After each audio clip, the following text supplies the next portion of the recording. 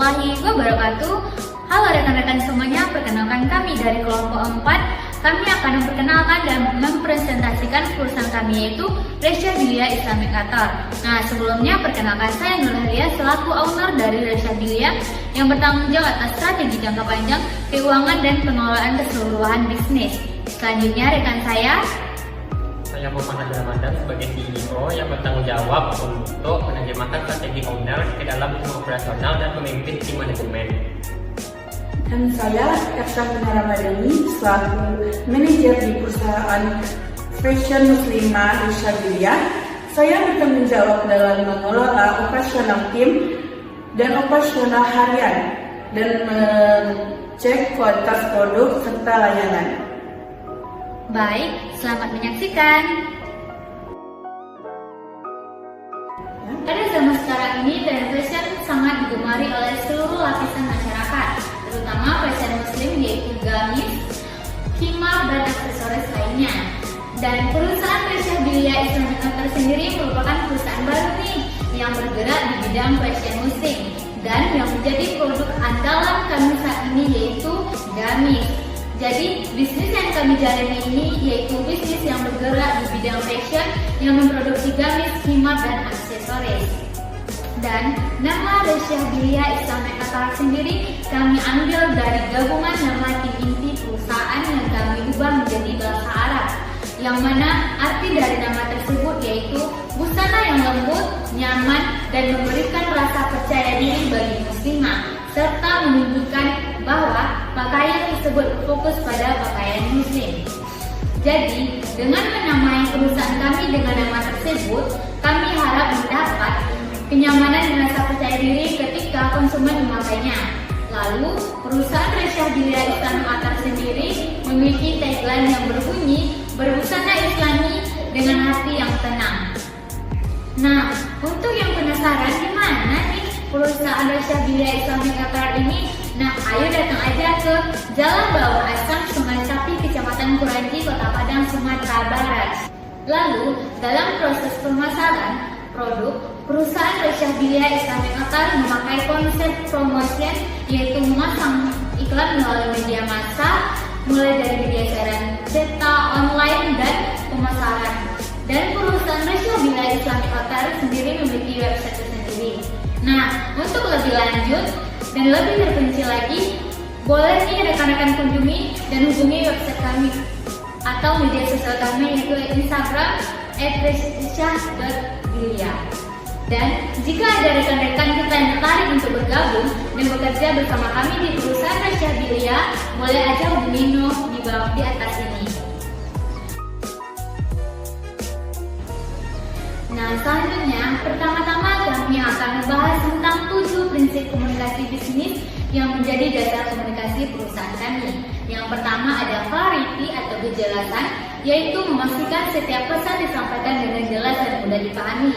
Kami menerapkan ini pada dokumentasi foto yang berkualitas dan menunjukkan detail yang relevan. Selanjutnya, keringkasan. Pesan harus disampaikan secara ringkas, padat, dan langsung ke inti. Kami menerapkan pada proses secara pemesanan, pengiriman, dan pengembalian. Ketiga ada konsistensi. Pesan harus konsisten baik dalam konten maupun nada sehingga tidak membingungkan penerima. Misalnya pada website kami menggunakan bahasa formal, maka pada postingan Instagram kami tidak menggunakan bahasa gaul dan informal. Yang keempat ada ketepatan. Informasi yang disampaikan harus akurat dan benar. Yang kelima ada kelengkapan. Pesan harus lengkap dan memberikan semua informasi yang diperlukan sehingga penerima dapat memahami dengan jelas. Penerima. Selanjutnya ada kelengkapan. Pesan harus lengkap dan memberikan semua informasi yang diperlukan sehingga penerima dapat memahami dengan jelas. Selanjutnya ada pertimbangan. Pesan harus memperhatikan perspektif, kebutuhan, dan perasaan penerima. Kami menerapkan pada pertimbangan, keluhan atau tawaran dari pelanggan mulai dari ukuran, warna, dan modal dengan ramah dan profesional agar pelanggan dapat memilih sesuai dengan selera dan kebutuhannya. Nah, selanjutnya ada konkret. Pesan harus didukung dengan fakta dan bukti yang konkret. Selanjutnya ada komunikasi antar pribadi dalam bisnis. Komunikasi antar pribadi sangat penting dalam bisnis kami untuk membangun hubungan yang kuat dengan pelanggan, karyawan, dan mitra bisnis. Dan harus mempertimbangkan nilai-nilai Islam seperti kesopanan, keadilan, dan kolaborasi. Kami mengadopsi gaya kepemimpinan demokratis, di mana setiap anggota tim didorong untuk berpartisipasi dalam pengambilan keputusan. Dalam hal mengelola konflik, kami menggunakan yang pertama gaya kelinci, yaitu menekankan pada kecepatan, fleksibilitas, dan adaptasi terhadap perubahan. Misalnya, dalam situasi yang memerlukan solusi cepat, seperti menangani keluhan pelanggan, kami dan owner akan mencari solusi yang cepat dan praktis. Yang kedua, kami menggunakan gaya pura-pura, yaitu menghindari konflik dan menempuh jalan damai. Misalnya terjadi ketidaksepakatan kecil antara karyawan, owner akan mendorong karyawan untuk menyelesaikan masalah sendiri, dengan harapan mereka dapat mencapai kesepakatan tanpa perlu intervensi. Selanjutnya, komunikasi dalam organisasi. Di dalam bisnis kami, pola komunikasi yang kami terapkan mencakup bottom up atau dari bawah ke atas.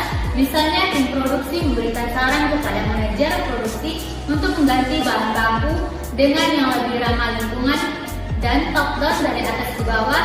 Misalnya, CEO Resha Gilia mengumumkan strategi baru untuk meningkatkan penjualan melalui media sosial kepada semua karyawan. Nah, selanjutnya itu ada komunikasi bisnis lintas budaya. Bisnis Resha Gilia Islamic Attire berfokus pada pakaian muslim, berpotensi untuk berkembang secara global. Namun, ekspansi ke pasar internasional menghadirkan tantangan komunikasi lintas budaya, yakni yang pertama itu ada perbedaan bahasa. Kesalahpahaman dapat terjadi karena perbedaan makna, idiom, dan gaya bahasa. Cara kami mengatasinya yaitu dengan melatih karyawan yang berhubungan dengan pelanggan internasional dalam bahasa target pasar. Kedua, perbedaan nilai dan budaya. Perbedaan dalam konsep waktu, etika bisnis, dan cara berpakaian dapat menimbulkan kesalahpahaman. Cara kami mengatasinya yaitu dengan melakukan riset mendalam tentang budaya pasar, termasuk nilai, norma, dan kebiasaan mereka. Baik, selanjutnya adalah etika dalam komunikasi bisnis. Etika adalah norma yang mengatur perilaku manusia dalam hubungan masyarakat, mencakup studi tentang nilai-nilai dan konsep perilaku. Etika menyediakan kerangka kerja untuk menilai opsi dan tanggung jawab moral dalam setiap tindakan. Dalam konteks komunikasi bisnis, etika berperan penting untuk memastikan tindakan baik, menghindari penipuan, dan menghormati hak konsumen. Etika komunikasi bisnis yang baik dapat membangun hubungan yang baik antara pelaku usaha dengan konsumen. Selain itu juga, melalui etika komunikasi bisnis yang baik dapat meningkatkan dan menjaga reputasi positif perusahaan di masa depan. Pada bisnis kami mengutamakan adanya komunikasi yang transparan, adil, dan bertanggung jawab kepada pelanggan kami. Artinya, kami selalu mengupayakan untuk selalu menghargai setiap komunikasi dengan pelanggan serta klien kami, yaitu dengan cara yang baik dan bijak, baik itu dalam komunikasi secara langsung atau tatap muka, maupun komunikasi secara tidak langsung atau melalui virtual. Karena kami percaya bahwa komunikasi yang baik dalam sebuah bisnis adalah kesuksesan dari bisnis itu sendiri.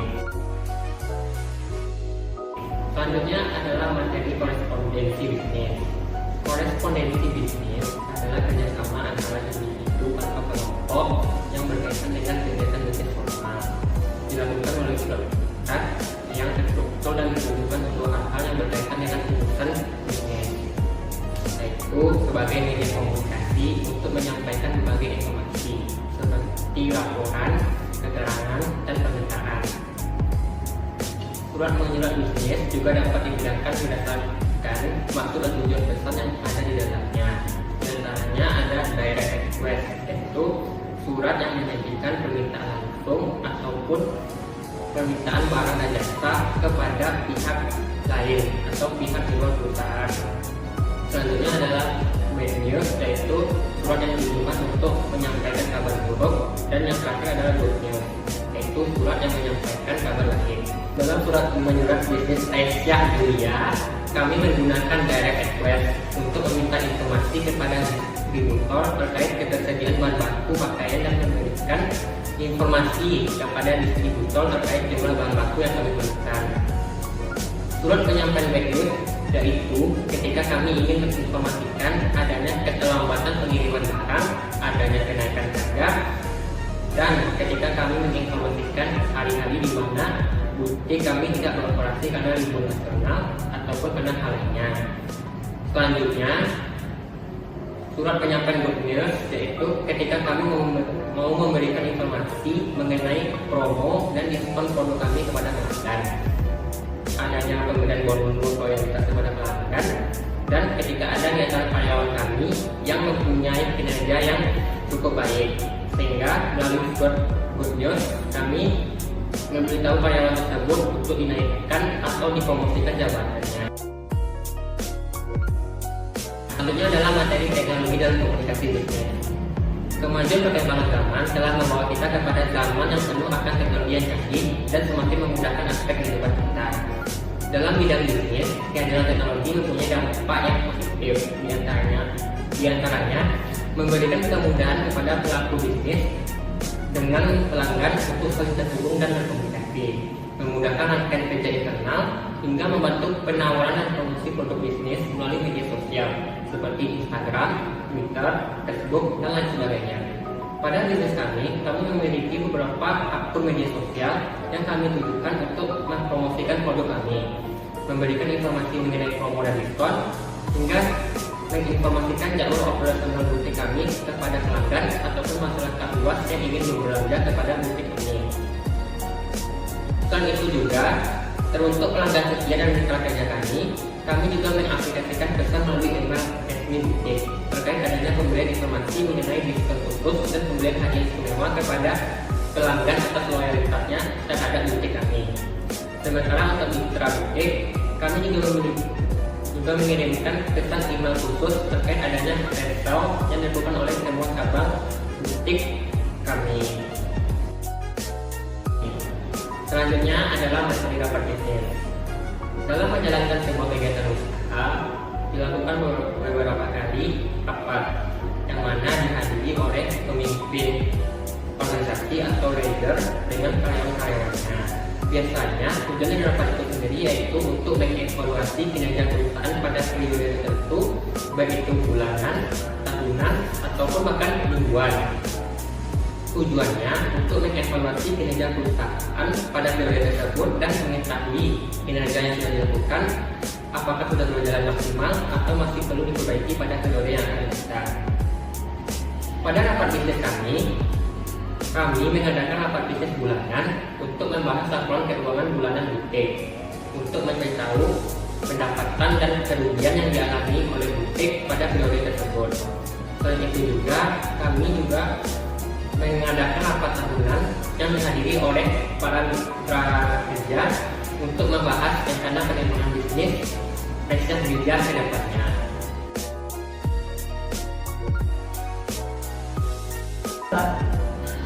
Selanjutnya, negosiasi dalam komunikasi bisnis.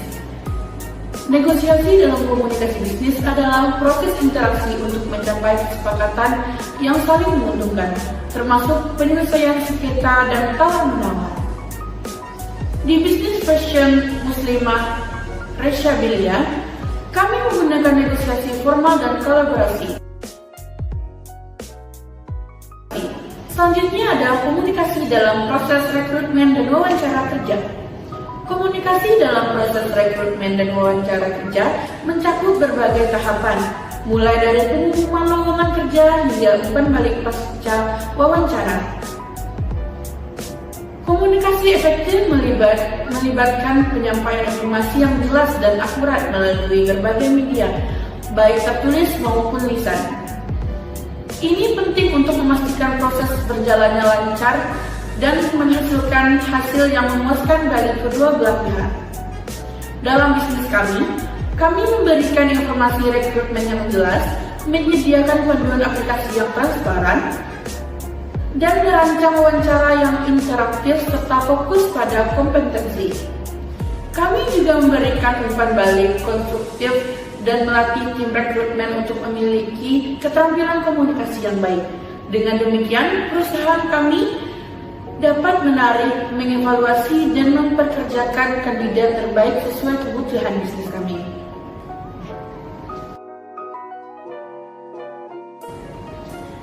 Yang terakhir adalah komunikasi terhadap konsumen.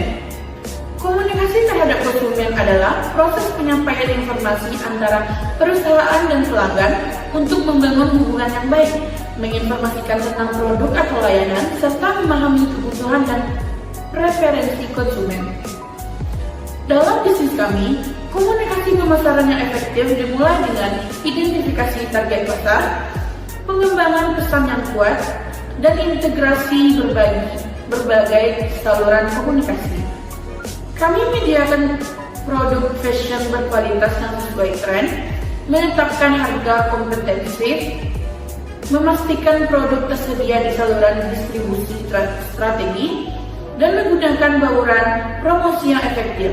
Dengan strategi ini, bisnis fashion kami dapat membangun hubungan yang kuat dengan konsumen, serta meningkatkan kesadaran preferensi dan penjualan merek kami.